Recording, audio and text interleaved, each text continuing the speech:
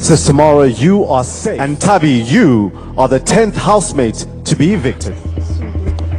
Guys, the 10th housemate to leave the Big Brother Bbmzansi show is Nthabil. Nthabil has just been evicted from the Big Brother mansion. Ouch.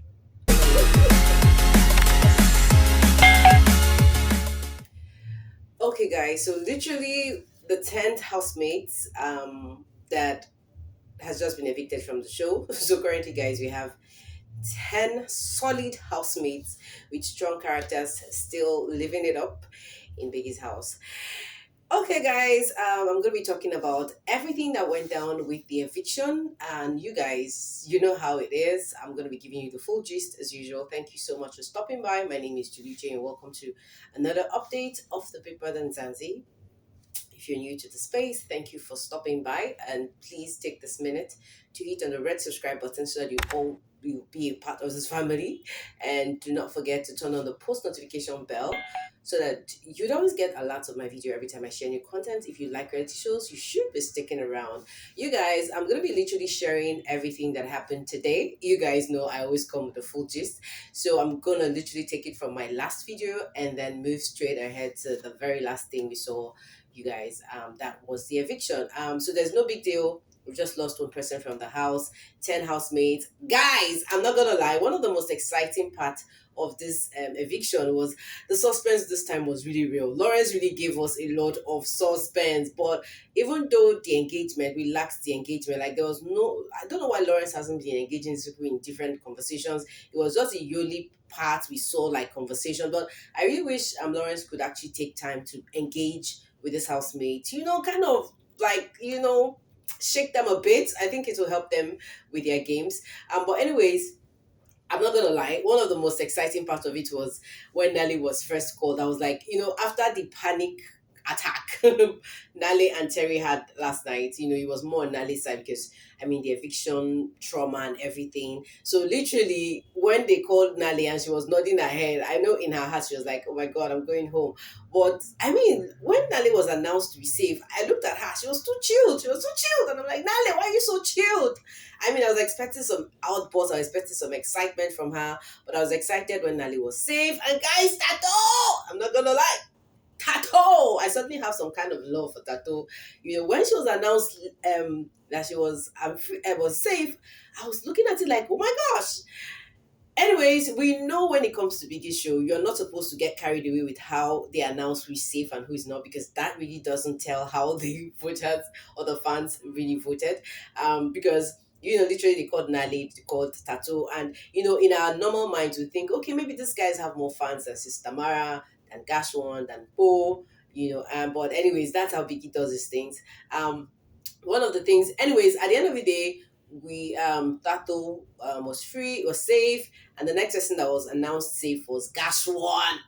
I was literally very, very scared. I was literally very, very, very scared. Go was announced to be safe too. But just has a chill way she takes this thing, and I'm like, hey babe, where are you getting this guts from? Like, she has a very chilled manner which she appears, on, like, no, it doesn't get to her, and I'm like, I like her confidence. And then the eviction was very, very, very, very obvious because the last two people standing was Sister Mara and Tabi. And in my mind, I was like, is this going to be a double eviction? Is this going to be a double eviction? But I think the Big Brother, like, team management decided to make it a single eviction because they probably felt like they had too many strong people, and if they, maybe someone like Sister Mara leaves the show, the show, people would probably drag the show. So at the end of the day, it was very obvious when Sister Mara was announced to be safe. Sister Mara was fidgeting, was scared all through. And I like the part where she actually had to wait till the end. Like, I am very sure she must have felt every like all of her veins would have been standing upright because with being the last person to be called to be safe, she might probably think again, like say, okay, you know what, I'm going to be very careful with how I play my game this week. And Nthabil was the last woman standing, and that was how Lawrence told her she was evicted. She left. She gave everybody a hug. She's happy. I really like Nthabil. I'm gonna miss her vibes. I'm gonna miss her loudness in the house. I'm not gonna lie. You guys, there's something I also like to do in my videos most times. I like to also share how the fans voted. So guys, take a sneak peek into how the fans voted so that we get to know who is who, because Biggie doesn't get to tell us these things. So check it out. Now that was some interesting voting poll if you ask me. Anyways, guys, so let me just take it from the beginning. I also shared an earlier video sharing about some of the questions about the kissing part. So literally I'm going to take it from the ones that I omitted. Now guys, when this guys literally woke up, we noticed that Mpo and Gashon shared a kiss last night.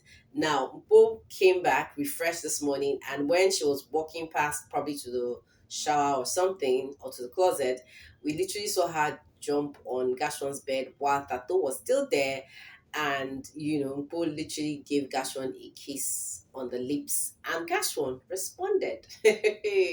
And I'm like, hey, Nkwo baby, I hope you don't want to come and spoil this ship. This ship that is trying to sail, I hope Nkwo does not have an agenda.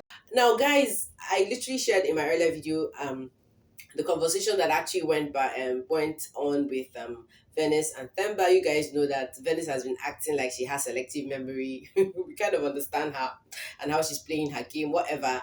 But literally after that conversation, Venice actually asked Themba who he kissed last night. I think he lied about it because the way Themba was stressing, about, okay, I need to go and tell Venice who I kissed, that I kissed, and Libo was there. Libo was like, for me, it was really surprised to see Themba of all people shaking. Hey, that was when I knew that this Venice really, she has some superpowers that probably she knows, and maybe she's using. Maybe that's why she gets to kiss this guy. Kind of choose them on balance. I mean, Venice has been playing some gangster moves, like the kind of things that the guys would do has been what Venice has been playing. So seeing Themba like fidgeting over and stressing over Venice not finding out that he actually shared a kiss with him. It got me thinking like, oh my god, like, and guys, literally what busted my brain, what made me like feel kind of bad for Ntabi was actually hearing Themba say something nasty. Like, you guys listen to what Themba actually called Things are so pretty. Why did I fucking cheat on her with the thing? So Ntabi is now a thing. Like, seriously, Themba? When you guys were frolicking, when you were romancing her chest and she wasn't a thing. Like, oh my god, these guys can just be annoying sometimes. I mean, we literally heard Themba call Tabi a thing, and I'm like, hey, you guys, when you're talking, mind that you're talking, because these guys are going to see the evidence, they're going to see the receipts of these things. And I mean, friendships might just crash to the mud if you ask me. So I think one of the only person that's really going to miss Tabi in that house, I'm not gonna lie, is Mpo. Right now, the game is about to change because we're going to see Mpo get out of her shell. She has really been mingling, after a Saturday night party. There's been so much mingling. She settled her scores with almost everybody in the house. I mean, the only people that did not settle their scores on Tabi and Venice, and we know Themba is the reason why that score was not settled. But guys, this is literally the fire. Now, earlier today, we actually saw these two lovebirds share some moments together. We saw Tato and Gashwan. You guys, Gashwan was gushing over well, Tato, tell me about your outside life. And she was sharing this story about her life, how at 13 and 14 she used to love to read by children Bible, something like that, and that she loves to read the Bible and stories and stuffs. And literally, guys, I mean, when they were having this conversation, this guy wanted a kiss. Tato actually said something. I mean, at that point, Tato actually voiced out one of the reasons why she's been acting the way she's been acting, and she was like, are you the wild card? Gashon said no, he's not. But Gashon plays a lot. I mean, I think that's why most people don't know when he's serious and when he's like playing. So he was saying yes and no, and at that point, Tato asked a very interesting question, and the question was, No, man. this guys. Is it a bit? Of with who? So Tato These asking stupid that question guys. is Oh, really fuck that one of the shit. I reasons ain't got why time she's for that very shit. skeptical when it comes to Gashua, because she knows the men have been having this men's conference.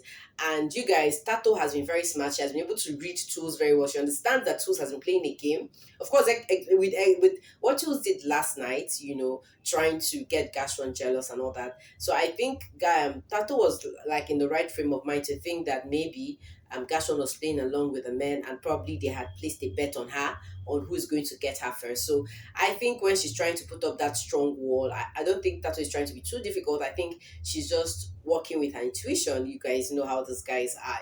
Sometimes we really don't know how they play their games. So I think this is really the barrier. And thankfully, we heard Tato voice it out. Like right now, we now understand why Tato is giving Gashon a really hot time, tough time.